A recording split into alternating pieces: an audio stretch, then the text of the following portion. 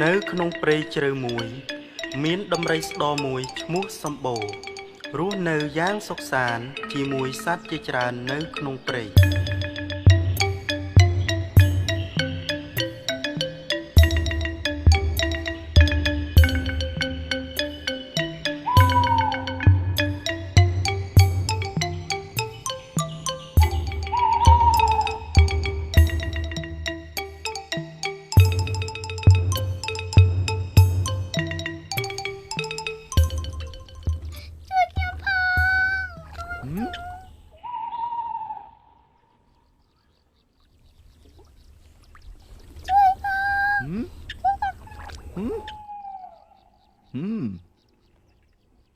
គ្មានអ្នកណាស្រាខ្ញុំជួយទេខ្ញុំសម័យតា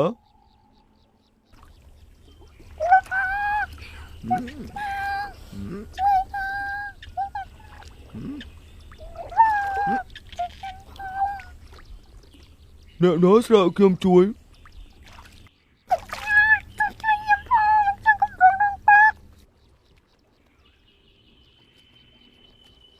នៅអណាមិនក៏ខ្ញុំមើលមិនឃើញ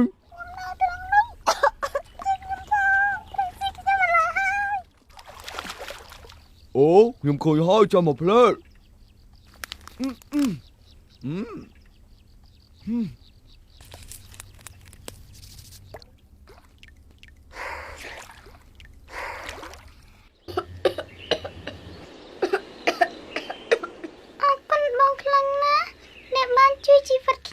អូមិនអីនោះទេ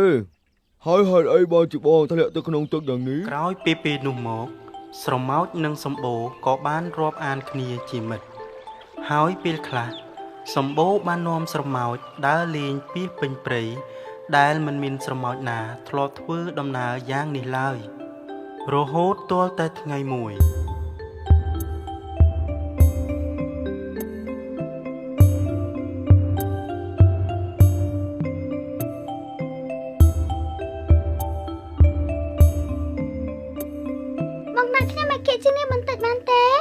ប្រវែងនឹងមានអីខុសគ្នាទៅមិនខុសគ្នាទេសម្រាប់បងតែខ្ញុំត្រូវដើររំនាទីទៅដល់មែនហើយខ្ញុំភ្លេចគិតអរគុណច្រើនលេងហើយមកសម្បូរលាសិនហើយជួបគ្នាថ្ងៃក្រោយ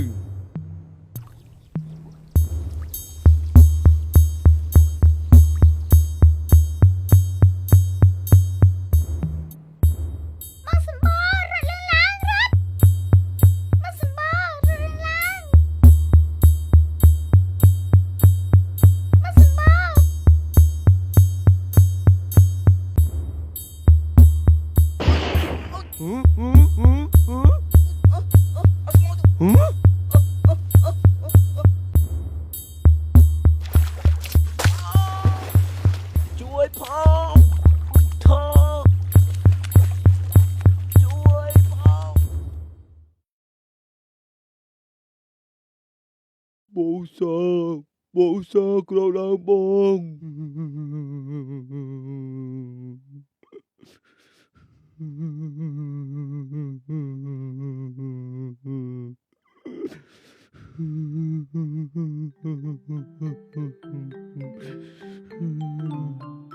បូសាបងមិនអីទេខ្ញុំមិនអីទេខ្ញុំនឹកស្មានថាតាំងពីពេលនោះមកដំរីសម្បូរនិងស្រមោចឧស្សាហ៍រស់នៅជាមួយគ្នាយ៉ាងសុខសាន្ត